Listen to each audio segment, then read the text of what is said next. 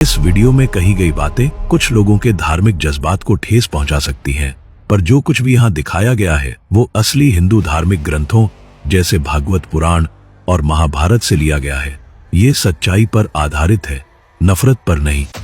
क्या आप हिंदू देवता कृष्ण की कहानी जानते हैं? शायद आपने उनका नाम सुना होगा, लेकिन क्या आपने कभी सोचा है वो सच में कोई ईश्वर थे या सिर्फ एक आम इंसान? क्या उनके अनगिनत विवाह और प्रेम संबंधों की कहानियां सच हैं? क्या वो महाभारत जैसे विनाशकारी युद्ध के जिम्मेदार थे? और सबसे चौंकाने वाली बात, बाइबल, हाँ मसीही धर्म ग्रंथ, कृष्ण के बारे में क्या कहती है? सीट बेल्ट बांध लीजिए, क्योंकि जो खुलासे हम अब कृष्ण के बारे में करने जा रहे हैं वो आपके पूरे सोचने का नजरिया बदल सकते हैं। कृष्ण की कहानी शुरू होती है मथुरा से, जहां हिंदू धर्म ग्रंथ भागवत पुराण स्कंद 10 अध्याय 1 के अनुसार उनका जन्म देवकी और वसुदेव के घर लगभग 3228 ईसा पूर्व में हुआ था। कृष्ण का मामा कंसा, जिसे कंस भी कहा गया है, को पहले ही यह चेतावनी मिल चुकी थी कि देवकी का 8वां पुत्र उसकी मौत का कारण बनेगा। इस डर से उसने देवकी की हर संतान को जन्म लेते ही मार डाला। लेकिन तमाम कोशिशों के बावजूद कृष्ण बच निकले और उन्हें चोरी छिपे गोकुल भेज दिया गया, जहां नंद और यशोदा ने कृष्ण को अपने पुत्र की तरह पाला। जब कृष्ण बड़े हुए तो वह वापस मथुरा लौटे और अपने अत्याचारी मामा कंस का वध कर दिया। इसके बाद उन्होंने राज्य का शासन संभाला और आशा की कि अब मथुरा में शांति लौट आएगी। लेकिन शांति ज्यादा देर टिक नहीं पाई, क्योंकि कंस का ससुर राजा जरासंध कई बार मथुरा पर आक्रमण करने लगा ताकि अपने दामाद की मौत का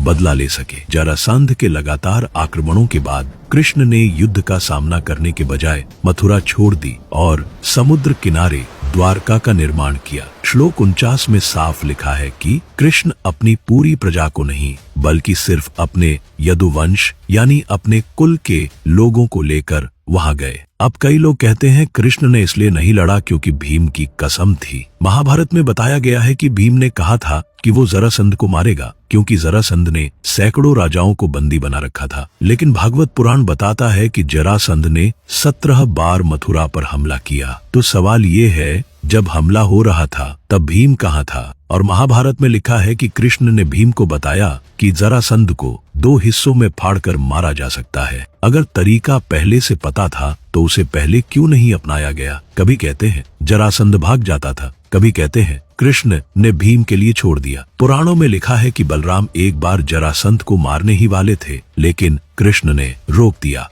बोले अभी नहीं, समय आने दो। फिर थोड़े समय बाद वही कृष्ण कहते हैं अब मथुरा छोड़नी पड़ेगी, नहीं तो बहुत खून खराबा हो जाएगा। जब बलराम जरासंध को मार सकता था तो वही खून खराबा वही क्यों नहीं रोक दिया गया? फिलहाल युद्ध से दूर होकर कृष्ण ने समुद्र के किनारे एक नया नगर बसाया, जिसे आज हम द्वारका के नाम से जानते हैं। ये एक भव्य नगरी थी, सुनहरे महल, ऊंची दीवारों और विशाल द्वारों से सजी हुई। लेकिन परेशानियां यहाँ भी उनका पीछा नहीं छोड़ती। भागवत पुराण में लिखा है कि कृष्ण की सिर्फ 1 या 2 नहीं, बल्कि 8 मुख्य पत्नियां थीं, रुक्मिणी, सत्यभामा, जाम्बती और 5 अन्य। लेकिन बात यही खत्म नहीं होती, क्योंकि कृष्ण का सबसे प्रसिद्ध संबंध किसी पत्नी से नहीं, बल्कि एक पराई स्त्री से जुड़ा था, और उस स्त्री का नाम था राधा। भागवत पुराण स्कंद 10 में वर्णन है कि राधा वृंदावन की एक गोपी थी, न पत्नी न रानी, फिर भी उन्हें कृष्ण की सबसे बड़ी प्रेमिका कहा जाता है। जब कृष्ण का राधा से मिलन हुआ तब तक वो कई महिलाओं से विवाह कर चुके थे, और हैरानी की बात यह है राधा खुद भी पहले से विवाहित थी। ब्रह्मवैवर्त पुराण कृष्ण जन्म खंड अध्याय 51 में लिखा है कि राधा की शादी अयान नाम के व्यक्ति से हो चुकी थी, जिसे कुछ ग्रंथों में अभिमन्यु भी कहा गया है। अब सोचिए, क्या एक ईश्वर का सबसे बड़ा प्रेम संबंध किसी और की पत्नी से होना चाहिए? अब यहाँ मामला और उलझ जाता है, क्योंकि जब हम इस वीडियो के लिए रिसर्च कर रहे थे तो हमें अलग अलग ग्रंथों में अलग अलग कहानियां मिली। भागवत पुराण कुछ और कहता है, ब्रह्मवैवर्त पुराण में कुछ और ही लिखा है, और नारद पंचरात्र, गरुड़ पुराण, इन सभी ग्रंथों में कहानी के कई भिन्न भिन्न रूप मिलते हैं। कोई कहता है कृष्ण राधा से तब मिले जब वो 8 साल के थे, कोई कहता है राधा उनसे 5 या 6 साल बड़ी थी और शादीशुदा भी थी। अब सोचिए, एक तरफ हमें कहा जाता है कि राधा कृष्ण का प्रेम आध्यात्मिक और पवित्र था, दूसरी तरफ कहानियां ऐसी कि ना उम्र की समझ, ना शादी की परवाह, मतलब एक बच्चा 8 साल का और एक विवाहित स्त्री से अलौकिक प्रेम कर रहा है। क्या यही है वो आध्यात्मिकता जिसे हर साल रासलीला और होली में बढ़ा चढ़ाकर दिखाया जाता है?